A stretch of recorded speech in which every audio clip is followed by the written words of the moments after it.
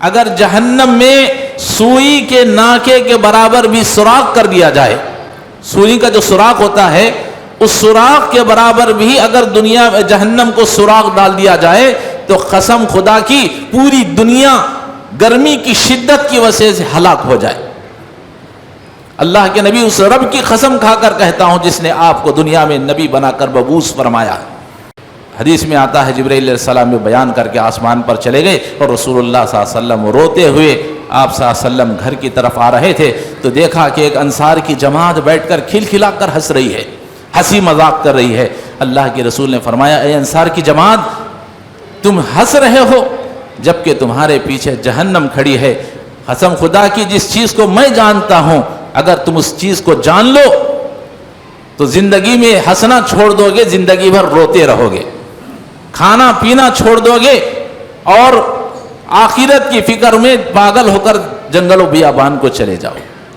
نبی کہتے ہیں میں سجدے میں گر جاؤں گا اور جب تک رب چاہے گا اس وقت تک میں سجدے میں گرا رہوں گا اور ایسی دعا کروں گا، ایسی دعا کروں گا، اس سے پہلے میں نے کبھی وہ دعائیں نہیں کی۔ اللہ مجھے ایسے کلمات سکھائے گا اور جب تک رب چاہے گا میں سجدے میں گرا رہوں گا۔ پھر اس کے بعد اللہ تعالیٰ نبی سے کہے گا اے محمد آپ اپنے سر کو اٹھائیے، میں سر کو اٹھاؤں گا تو رب کہے گا اے محمد مانگیے جو مانگنا چاہتے ہیں آج آپ کو دیا جائے گا، سفارش کیجئے کس کی سفارش کرنا چاہتے ہیں آج آپ کی سفارش کو قبول کیا جائے گا۔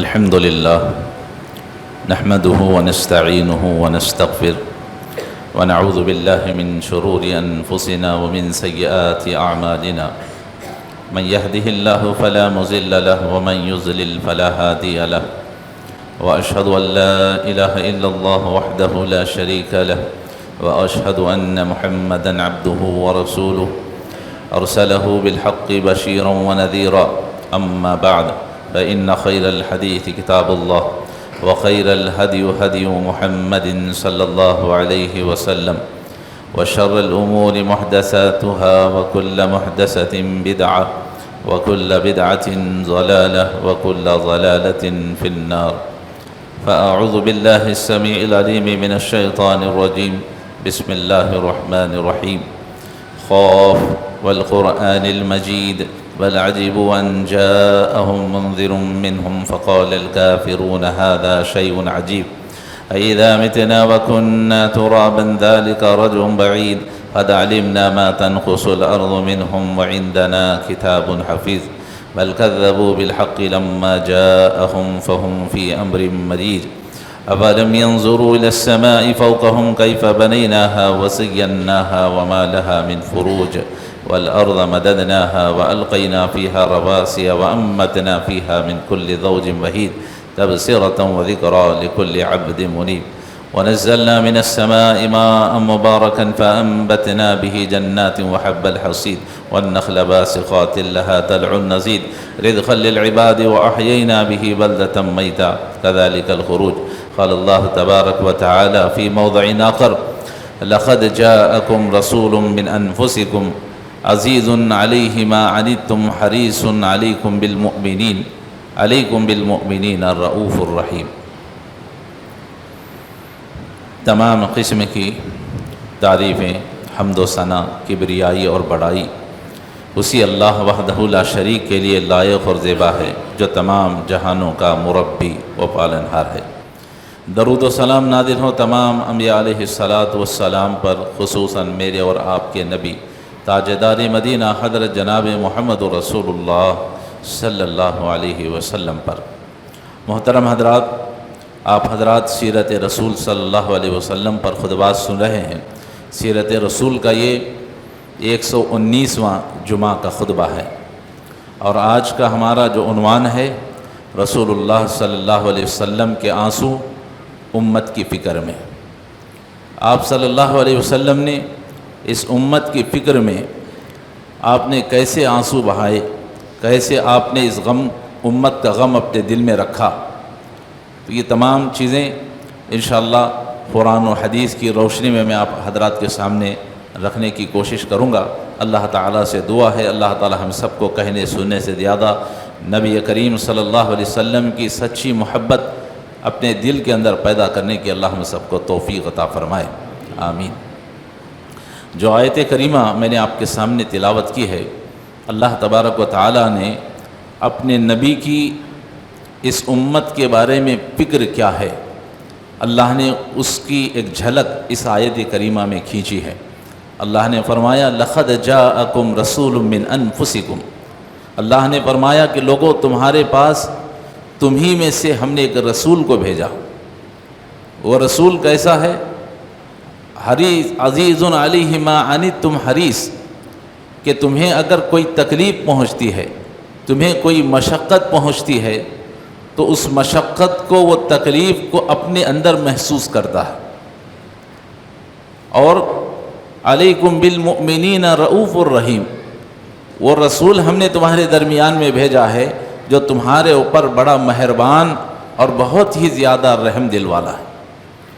تو اس امت کے اوپر اللہ کے نبی صلی اللہ علیہ وسلم کو جو بھیجا گیا ہے، اللہ نے آپ کی صفت بیان فرمائی کہ آپ کی صفت یہ ہے اس امت کے بارے میں کہ آپ صلی اللہ علیہ وسلم اس امت کے بارے میں بڑے فکر مند ہیں۔ اگر کسی امتی کو، ایک امتی کو بھی تکلیف پہنچتی ہے تو اس تکلیف کو رسول اللہ صلی اللہ علیہ وسلم اپنے اندر محسوس کرتے ہیں۔ کسی ایک امتی کو کانٹا چبھتا ہے تو اس کی تکلیف نبی اپنے دل میں محسوس کرتے ہیں، اور نبی کریم صلی اللہ علیہ وسلم اس امت کے بارے میں اتنا فکر مند ہیں، وہ چاہتے ہیں کہ ایک ایک آدمی کو جہنم سے ہٹا کر کے انہیں جنت میں داخل کرا دیں۔ یہی نبی کریم صلی اللہ علیہ وسلم کی فکر ہے اس امت کے لیے، اور اسی غم میں اللہ کے نبی صلی اللہ علیہ وسلم نے اپنے آنکھوں سے آنسو بہائے۔ چونکہ وقت مختصر تھا ہے، چند مثالیں میں آپ کے سامنے پیش کرتا ہوں کہ اللہ کے نبی صلی اللہ علیہ وسلم اس امت کے لیے کس طرح فکر مند تھے، آپ نے کیسے آنسو بہائے۔ سب سے پہلی مثال حضرت عبداللہ بن عمر رضی اللہ تعالی عنہ، حدیث کے راوی ہیں، وہ بیان کرتے ہیں، کہتے ہیں اللہ کے نبی صلی اللہ علیہ وسلم کو میں نے دیکھا کہ ایک رات میں آپ کھڑے ہو کر اس دو آیت کو پڑھ رہے ہیں، ان تعذبہم فإنہم عبادک وَإِن تَغْفِرْ لَهُمْ فَإِنَّكَ أَنْتَ الْعَزِيزُ الْحَكِيمُ۔ رات میں تہجد میں کھڑے ہیں اور پوری رات آپ صلی اللہ علیہ وسلم یہی دعا پڑھ رہے ہیں، آیت پڑھ رہے ہیں، رب سے دعا کر رہے ہیں، رو کر گر گڑا کر۔ اللہ کے نبی صلی اللہ علیہ وسلم کے پاس اللہ تبارک و تعالیٰ نے حضرت جبریل علیہ السلام کو بھیجا، فرمایا جبریل جاؤ میرے نبی سے پوچھو کہ آخر میرا نبی اتنا کیوں رو رہا ہے۔ حالانکہ اللہ کو سب معلوم ہے، پھر بھی اللہ تبارک و تعالیٰ جبرائیل کو بھیجتا ہے، جاؤ پوچھو میرے محبوب سے کس وجہ سے رو رہے ہیں۔ جبرائیل علیہ السلام تشریف لائے، فرمایا اللہ کے رسول، اللہ رب العالمین نے مجھے بھیجا ہے آپ سے پوچھنے کے لیے کہ آپ اتنا کیوں رو رہے ہیں، اتنا آنسو کیوں بہا رہے ہیں۔ تو اللہ کے نبی صلی اللہ علیہ وسلم نے کیا فرمایا اللہم امتی اللہم امتی اللہم امتی، اے اللہ میں اپنی امت کی فکر میں رو رہا ہوں۔ ان تعذبہم فإنہم عبادک، اے اللہ یہ تیرے بندے ہیں، اگر تو ان کے اوپر عذاب نازل کر دے تو یہ تیرے بندے ہیں، تو عذاب نازل کر سکتا ہے۔ وَإِن تَغْفِرْ لَهُمْ فَإِنَّكَ أَنْتَ الْعَزِيزُ الْحَكِيمُ، اور اگر تم اس امت کو معاف کر دے، تیرے بندوں کو معاف کر دے تو تو بڑا غالب اور حکمت والا ہے۔ اللہ میں اپنی امت کے فکر میں رو رہا ہوں۔ تو اللہ کے نبی صلی اللہ علیہ وسلم فرماتے ہیں اللہ رب العالمین نے جبرائیل سے پھر پیغام بھیجا۔ جبرائیل علیہ السلام آتے ہیں، کہتے ہیں اللہ کے رسول خوش ہو جائیے، اللہ نے آپ کو خوشخبری دی ہے۔ کیا خوشخبری؟ سورہ ضحیٰ کی آیت نازل ہوتی ہے وَلَسَوْفَ يُؤْتِيكَ رَبُّكَ فَتَرْضَىٰ، اے نبی آپ اپنے آپ کو غمگین نہ کریں، قیامت کے دن اللہ آپ کی امت کے بارے میں آپ کو راضی فرما دے گا، اللہ تعالیٰ آپ کی امت کے بارے میں آپ کو خوش فرما دے گا۔ آپ کو امت کے بارے میں فکر کرنے کی ضرورت نہیں ہے، آپ فکر نہ کریں۔ وَلَسَوْفَ يُؤْتِيكَ رَبُّكَ فَتَرْضَىٰ۔ تو محترم حضرات، معلوم ہوا اس آیت کریمہ سے کہ اللہ کے نبی صلی اللہ علیہ وسلم نے اس امت کی فکر میں آپ نے آنسو بہائے ہیں۔ اور آج کا یہ دور ہے کہ بیٹا اپنے باپ کے جنازے پر آنکھوں میں آنسو نہیں نکالتا، ماں باپ کے جنازے پر اولاد کے آنکھوں سے آنسو نہیں نکلتے ہیں۔ شوہر کے جنازے پر شاید کہ کچھ ہوں گے جو اپنے بیوی اور شوہر کے جنازے میں دیکھ کر کے آنسو بہاتے ہوں، لیکن یہ پیغمبر اپنی امت کی فکر میں رو رہا۔ یہ پہلی مثال تھی۔ دوسری مثال حدیث میں آتا ہے، حضرت عائشہ رضی اللہ تعالیٰ عنہ حدیث کی راویہ ہے، وہ بیان کرتی ہیں، کہتی ہیں اللہ کے نبی صلی اللہ علیہ وسلم ایک رات میں میرے پاس بستر پر سوئے ہوئے تھے، میری باری تھی۔ ایک آیا کہ اللہ کے نبی صلی اللہ علیہ وسلم اٹھے، بڑی خاموشی کے ساتھ آپ نے چپل پہنے، دروازے کو کھولا اور نکل پڑے۔ حضرت عائشہ فرماتی ہیں میں اٹھ گئی، بیدار ہو گئی، دیکھا اللہ کے رسول بڑی خاموشی کے ساتھ نکل رہے ہیں، کیا بات ہے؟ کہتی ہیں میں بھی اللہ کے نبی صلی اللہ علیہ وسلم کا پیچھا کرنے لگی، چوری چھپے۔ تو میں پیچھا کرتے ہوئے نبی کریم صلی اللہ علیہ وسلم کے پاس چلتی گئی، یہاں تک کہ اللہ کے نبی صلی اللہ علیہ وسلم جنت البقیع میں آپ صلی اللہ علیہ وسلم تشریف لے گئے۔ میں نے دور کھڑے ہو کر کے دیکھا اللہ کے نبی صلی اللہ علیہ وسلم اپنے ہاتھوں کو اٹھا کر رو رو کر کے اللہ رب العالمین کے سامنے گر گڑا کر دعا کر رہے ہیں۔ جنت البقیع اصل اس کا نام بقیع ہے، لیکن عام طور پر لوگ اسے جنت البقیع، مدینہ کے اندر جو قبرستان ہے اس کا ایک نام جو ہے رکھ دیا گیا ہے جنت البقیع کے نام سے، تو میں اسی موٹے انداز میں بتا رہا ہوں۔ اللہ کے نبی صلی اللہ علیہ وسلم کھڑے ہو کر کے آنکھوں میں آنسو بہا رہے ہیں، زار و خطار رو رہے ہیں، ہاتھ اٹھے ہوئے ہیں، ایک نہیں دو نہیں 3 مرتبہ چھوڑتے ہیں اٹھاتے ہیں، چھوڑ رہے ہیں اٹھا رہے ہیں، رب سے دعا فرما رہے ہیں، گر گڑا کر دعا کر رہے ہیں۔ اس کے بعد رسول اللہ صلی اللہ علیہ وسلم اپنی دعا سے فارغ ہو گئے، پھر آپ اپنے گھر کی طرف آ رہے تھے۔ حضرت عائشہ فرماتی ہیں میں دوڑتی ہوئی آئی اور اپنے بستر پر میں سو گئی۔ کچھ ہی دیر کے بعد رسول اللہ صلی اللہ علیہ وسلم گھر میں تشریف لائے۔ آپ نے دیکھا کہ حضرت عائشہ کی سانس پھول رہی ہے۔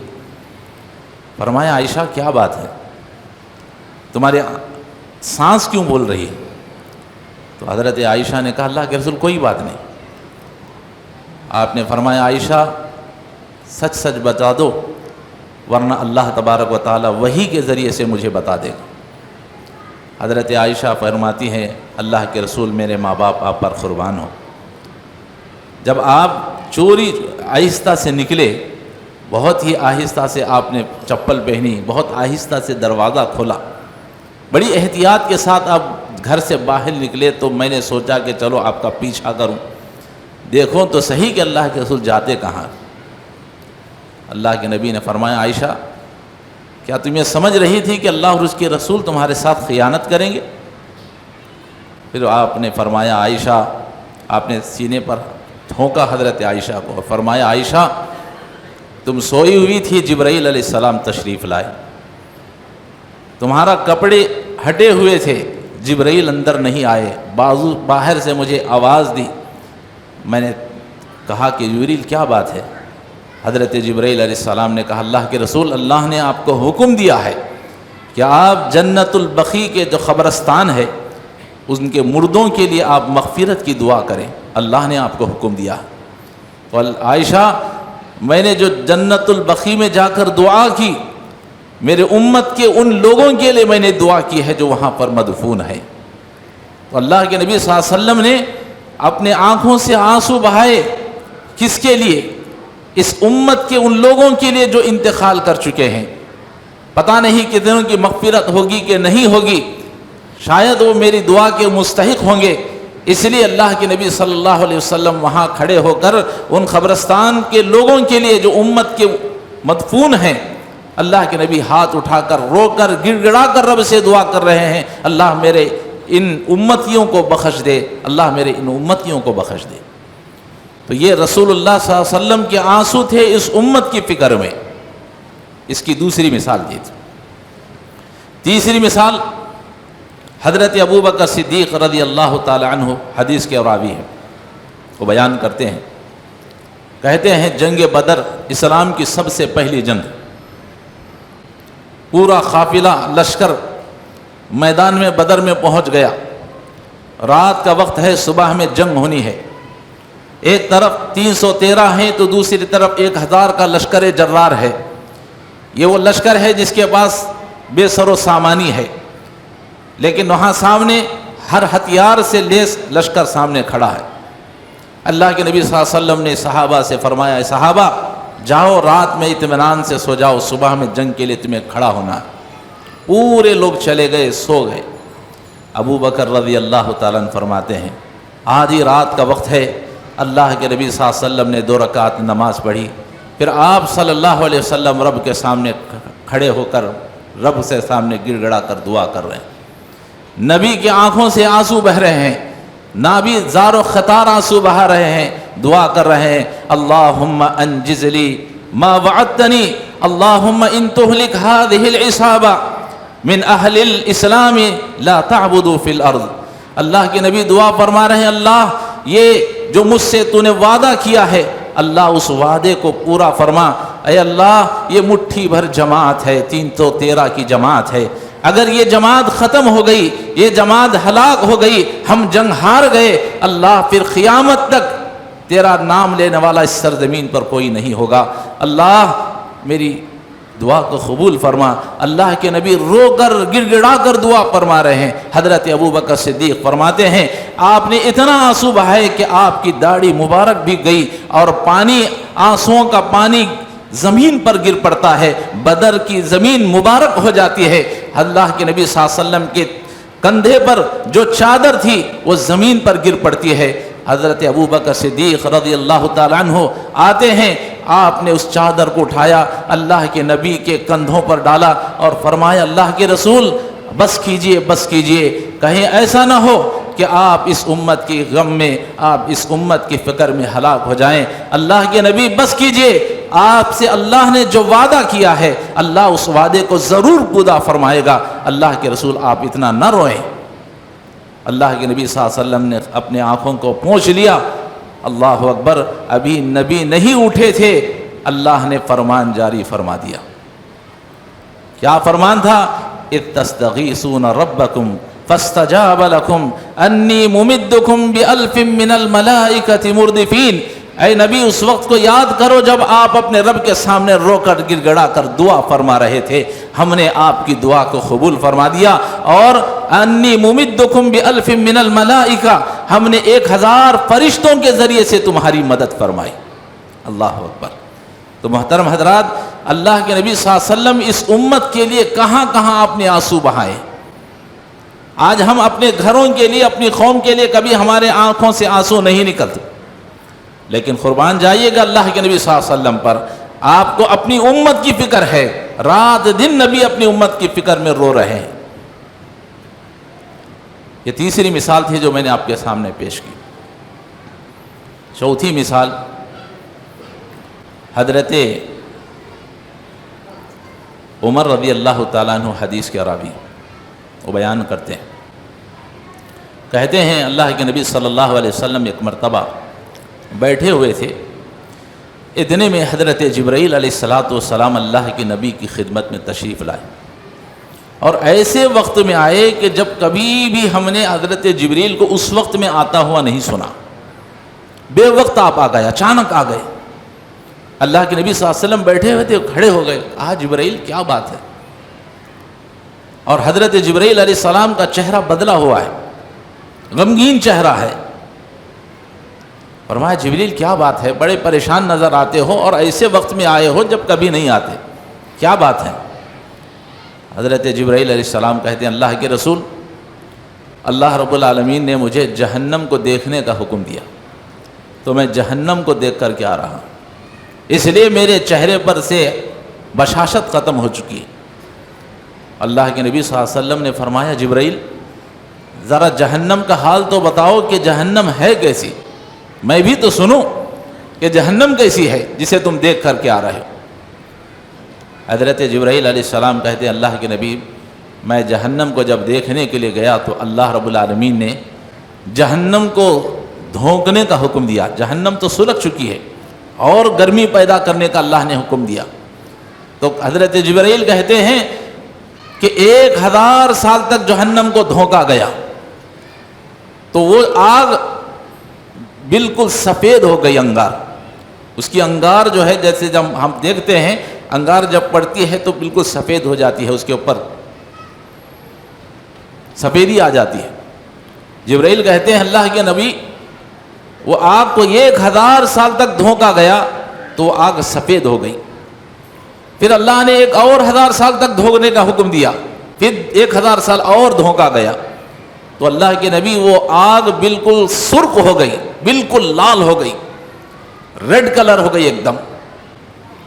پھر اللہ نے ایک اور 1000 سال تک اس جہنم کو دھونکنے کا حکم دیا تو اللہ کے نبی وہ آگ بالکل سیاہ ہو گئی، بالکل کالی ہو گئی، جہنم کی آگ، جہنم کی انگار۔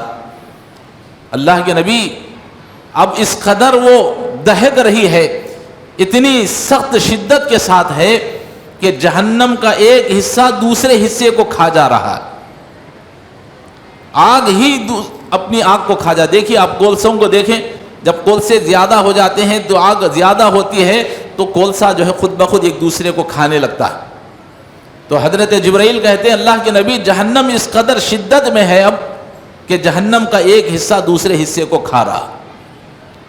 پھر اس کے بعد جبرائیل علیہ السلام فرماتے اللہ کے رسول اس ذات کی قسم جس نے آپ کو نبی بنا کر دنیا میں مبعوث فرمایا ہے، اللہ کے نبی جہنم کی ایک زنجیر کا حلقہ، جہنم کی زنجیر کا ایک حلقہ اگر دنیا کی کسی بڑے سے بڑے پہاڑ پر رکھ دیا جائے تو قسم خدا کی وہ پہاڑ ریزہ ریزہ ہو جائے۔ اللہ کے نبی جہنم اس رب کی قسم جس نے آپ کو نبی بنا کر دنیا میں مبعوث فرمایا ہے، اگر جہنم میں سوئی کے ناکے کے برابر بھی سوراخ کر دیا جائے، سوئی کا جو سوراخ ہوتا ہے اس سوراخ کے برابر بھی اگر دنیا میں جہنم کو سوراخ ڈال دیا جائے تو قسم خدا کی پوری دنیا گرمی کی شدت کی وجہ سے ہلاک ہو جائے۔ اللہ کے نبی اس رب کی قسم کھا کر کہتا ہوں جس نے آپ کو دنیا میں نبی بنا کر مبعوث فرمایا، اگر جہنم کا ایک فرشتہ، جہنم کو پر جس داروغے کو اللہ نے فرشتے کو مقرر فرمایا ہے ان میں سے ایک فرشتہ اس دنیا میں اندر جھانک لے، قسم خدا کی لوگ اس کی بدصورتی کو دیکھ کر، اس کی بدبو کو دیکھ کر پوری کی پوری دنیا ہلاک و برباد ہو جائے۔ اللہ کے نبی اس قدر بھیانک ہے جہنم۔ اللہ اکبر۔ ابھی جبرائیل بیان کر رہے تھے، جبرائیل نے دیکھا کہ اللہ کے نبی صلی اللہ علیہ وسلم زار و خطار رو رہے ہیں، زار و خطار نبی کریم صلی اللہ علیہ وسلم کے آنسوں سے آنسو نکل رہے ہیں۔ کس کے لیے؟ اس امت کی فکر میں۔ یہ امت جو دنیا کی جو آگ ہے اس کو برداشت نہیں کر سکتی۔ جانتے ہیں جہنم کی آگ دنیا کی آگ میں کتنا فرق ہے؟ دنیا کے آگ جہنم کی آگ کا ایک حصہ ہے، بقیہ 60/9 حصے جہنم کی آگ ہے۔ آگ کے 70 حصے ہیں، ان 70 حصوں میں سے ایک حصہ اللہ نے دنیا میں رکھا ہے تو یہ حال ہے۔ نہیں دیکھتے دنیا کی آگ؟ ارے جو کھانا ہم اور آپ پکاتے ہیں، کچھ لوگ سگریٹ پیتے ہیں، وہ آگ کو لوگ برداشت نہیں کر سکتے، موم بتی میں ایک منٹ رکھ کر کے کوئی مائکا لال اپنا ہاتھ بتا دے، ہے کسی کے پاس اتنی مجال؟ تو وہ جہنم دنیا کے ایک حصے سے 60/9 حصے زیادہ اور شدت والی ہے۔ اللہ کے نبی صلی اللہ علیہ وسلم اپنی امت کی اس فکر میں آنکھوں سے آنسو بہا رہے ہیں، اور جبرائیل سے فرمایا جبرائیل بس کرو بس کرو، اب میرے اندر اتنی طاقت نہیں ہے کہ میں اور جہنم کا حال سنوں، کہیں ایسا نہ ہو کہ میرا دل برداشت کے باہر ہو جائے، میرا دل پاش ہو جائے، جبرائیل بس کرو۔ اللہ کے نبی صلی اللہ علیہ وسلم نے جب جبرائیل کو دیکھا، جبرائیل علیہ السلام بھی آنکھوں سے آنسو بہا رہے ہیں، جبرائیل بھی رو رہے ہیں۔ اللہ کے نبی نے پوچھا جبرائیل تم کیوں رو رہے ہو؟ تم تو اللہ کے سب سے مقرب فرشتے ہو، تم سے کوئی گناہ سرزد نہیں ہوتا، تو پھر تم کیوں رو رہے؟ جبرائیل علیہ السلام نے کہا اللہ کے رسول مجھے تو اللہ سے زیادہ ڈرنے کا حق ہے کہ میں اللہ سے زیادہ ڈروں، اس لیے میں ڈرتا ہوں کہ کہیں اللہ تبارک و تعالیٰ مجھے بھی ایسے ہی نہ آزمائے جیسے اللہ نے ابلیس کو آزمایا تھا، جبکہ وہ فرشتوں کا سردار تھا۔ اللہ نے ابلیس کو آزمایا، ابلیس فیل ہو گیا۔ اللہ رب العالمین سے میں اس لیے ڈر رہا ہوں کہ کہیں اللہ تعالیٰ مجھے بھی ایسے ہی نہ آزما لے جیسے اللہ نے ہاروت و ماروت فرشتوں کو آزمایا تھا۔ مجھے ڈر ہوتا ہے کہ کہیں اللہ تعالیٰ مجھے بھی نہ آزما لے۔ یہ بات کہنے کے بعد دونوں زار و خطار آنسو بہا کر رونے لگے۔ حدیث میں آتا ہے آسمان سے ندا آئی، اے جبرائیل، اللہ کی جانب سے اللہ نے فرمایا اے جبرائیل اور اے محمد صلی اللہ علیہ وسلم، ہم نے آپ کو گناہوں سے، نافرمانیوں سے امن دے دیا ہے، آپ سے کوئی گناہ سرزد نہیں ہوگا۔ اسی لیے اللہ نے فرمایا لیغفر لک اللہ ما تقدم من ذنبک وما تأخر ویتم نعمہ، فرمایا اللہ نے آپ کے اگلے پچھلے تمام گناہوں کو معاف فرما دیا ہے، آپ کو گھبرانے کی ضرورت نہیں ہے۔ اللہ کے نبی صلی اللہ علیہ وسلم، حدیث میں آتا ہے جبرائیل علیہ السلام میں بیان کر کے آسمان پر چلے گئے، اور رسول اللہ صلی اللہ علیہ وسلم روتے ہوئے آپ صلی اللہ علیہ وسلم گھر کی طرف آ رہے تھے تو دیکھا کہ ایک انصار کی جماعت بیٹھ کر کھلکھلا کر ہنس رہی ہے، ہنسی مذاق کر رہی ہے۔ اللہ کے رسول نے فرمایا اے انصار کی جماعت، تم ہنس رہے ہو جبکہ تمہارے پیچھے جہنم کھڑی ہے۔ قسم خدا کی جس چیز کو میں جانتا ہوں، اگر تم اس چیز کو جان لو تو زندگی میں ہنسنا چھوڑ دو گے، زندگی بھر روتے رہو گے، کھانا پینا چھوڑ دو گے، اور آخرت کی فکر میں پاگل ہو کر جنگل و بیابان کو چلے جاؤ۔ یہ کہہ کر اللہ کے نبی صلی اللہ علیہ وسلم آگے بڑھے۔ تو محترم حضرات، اللہ کے نبی صلی اللہ علیہ وسلم نے اس امت کی فکر میں کہ کہیں میری امت جہنم میں داخل نہ ہو جائے، ایسی خطرناک جہنم جو دنیا کے حصے سے 60 پر 9 گنا زیادہ ہے، میری امت کیسے برداشت کر سکتی ہے؟ اللہ کے نبی نے اپنی آنکھوں سے آنسو بہائے۔ اور آخری مثال بیان کر کے، حدیث بیان کر کے اپنی بات کو ختم کر دیتا ہوں۔ 2 حدیثیں ہیں۔ ایک یہ ہے، اللہ کے نبی صلی اللہ علیہ وسلم فرماتے ہیں اللہ نے ہر نبی کو اختیار دیا ہے۔ ان 2 حدیثوں کو بڑی غور سے سنیے گا۔ اللہ کے نبی فرماتے ہیں اللہ نے ہر نبی کو اختیار دیا ہے کہ وہ اپنی امت کے لیے دعا کرے، اللہ اس کی امت کے سلسلے میں ایک دعا کو ضرور قبول کرے گا۔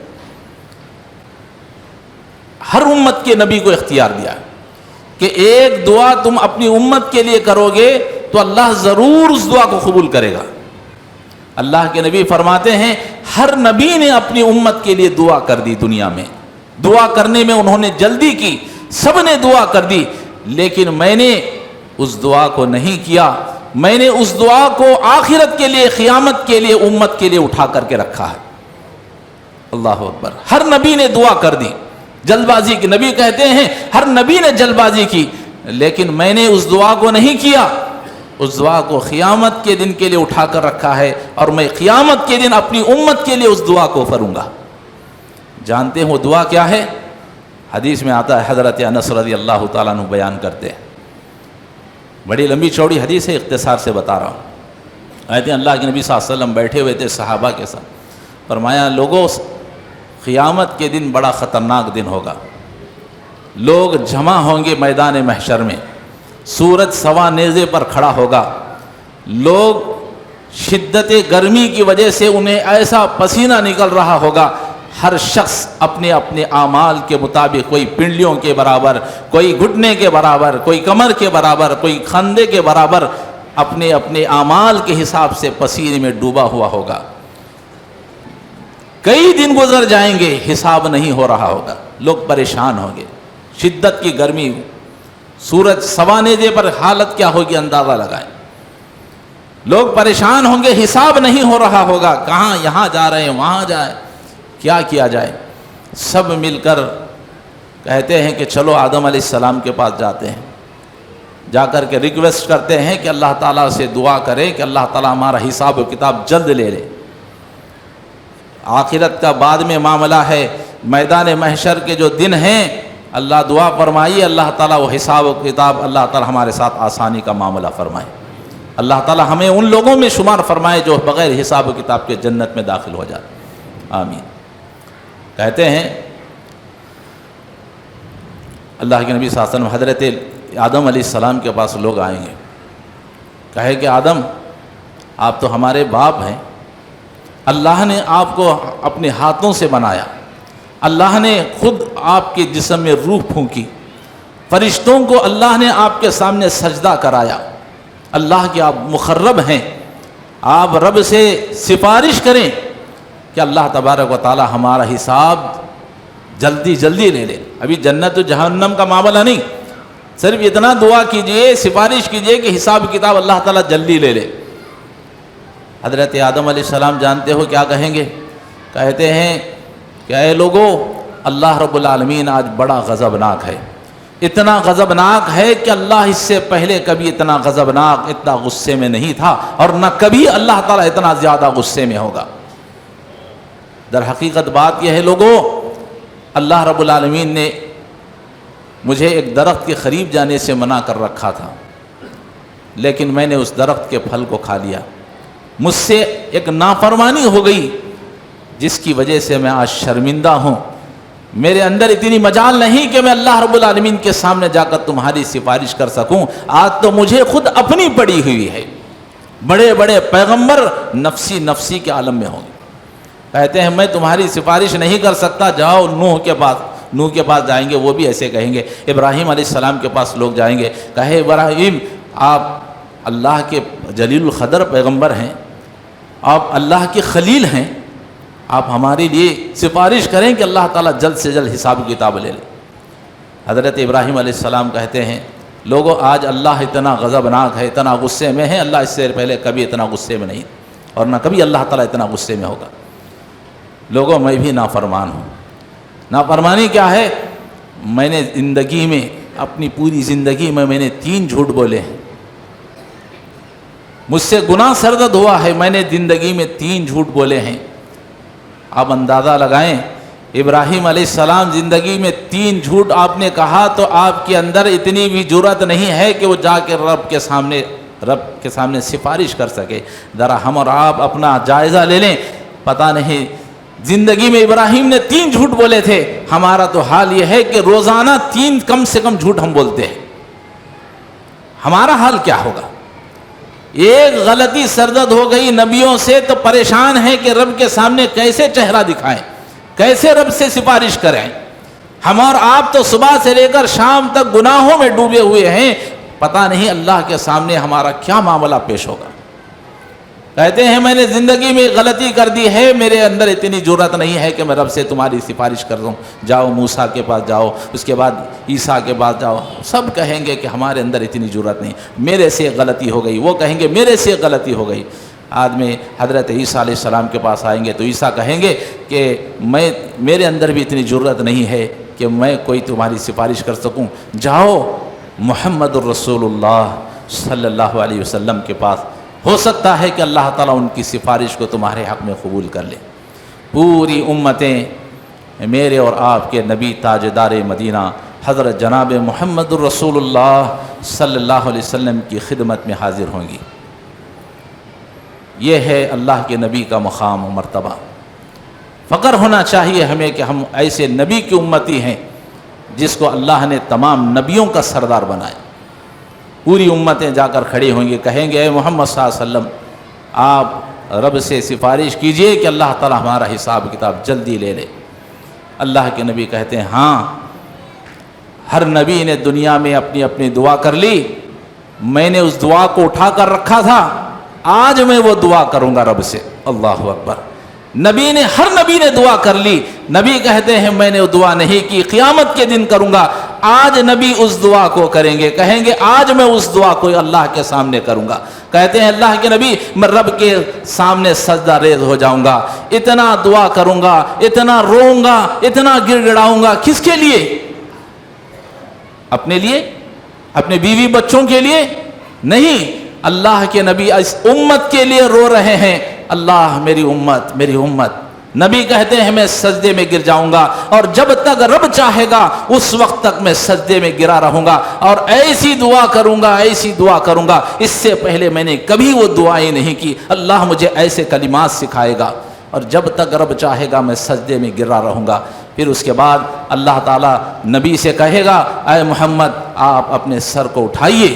میں سر کو اٹھاؤں گا تو رب کہے گا اے محمد مانگیے جو مانگنا چاہتے ہیں، آج آپ کو دیا جائے گا.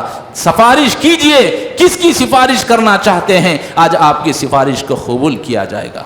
جانتے ہو اللہ کے نبی سر اٹھا کر کیا کہیں گے؟ رب کہے گا مانگو کیا مانگتے ہو؟ اللہ اکبر۔ نبی کہتے ہیں اللہم امتی، اللہم امتی، اللہم امتی، اے اللہ میری امت ہے، میری امت ہے۔ نبی کی آنکھوں سے آنسو بہ رہے ہیں، نبی کہہ رہے ہیں اللہ میری امت۔ اللہ اکبر۔ یہ اللہ کے نبی صلی اللہ علیہ وسلم کی فکر ہے اس امت کے لیے۔ اللہ رب العالمین فرمائے گا مانگیے کیا مانگنا چاہتے ہو؟ اللہ میری امت۔